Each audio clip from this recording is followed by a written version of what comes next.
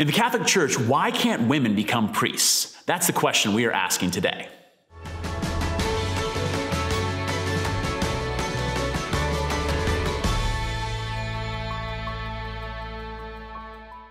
If you read the Gospels, you recognize that Jesus had a lot of different followers, and probably his best followers were all women.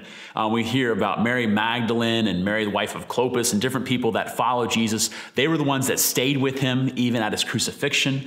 They were the ones that were there, the first witnesses of his resurrection. So it's obvious that women had and continue to have a very important role in the history of Christianity and in the Christian church.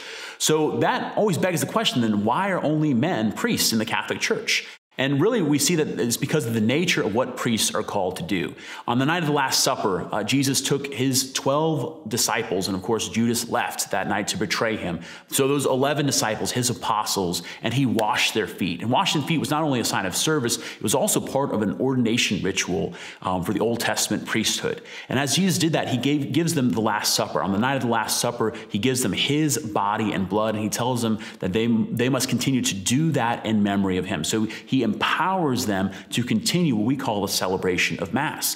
Also in that same upper room, after his resurrection, after those same disciples, those apostles had abandoned him, the women hadn't, Jesus meets again with those apostles and breathes the Holy Spirit upon them and says that whose sins you forgive are forgiven them. He empowers them to forgive sins, which is also one of those priestly actions that Jesus embodies and priests continue in union with Jesus. So the reason why Jesus called men and not women is definitely not because men are better than women or holier than women, but because they're called to embody in a particular way the person of Jesus. Jesus who came into this world as a man in order to save all of humanity from their sins. So priests, sinful though we are, continue Jesus' role as the bridegroom in his marriage to the church, and so we're called to embody that in our very bodies, but also as a father to all those who are baptized, which is why we call priests father, because they generate spiritual children in and through the sacraments of the church that they celebrate. So the reason why we don't have women priests is because Jesus is the one who gives us the priesthood. It's not something that we invent on our own,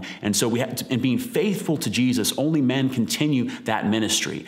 That also calls us to recognize and uphold and celebrate the genius of women, as St. John Paul II would talk about, the genius of women within the church, that their gifts and their talents and their leadership within the church must be cultivated and celebrated, and that becomes a complement to the ministry of priests. So as we think about that, an all-male priesthood, it also should call us to recognize that every single one of the baptized, every man, woman, and child has been made for glory.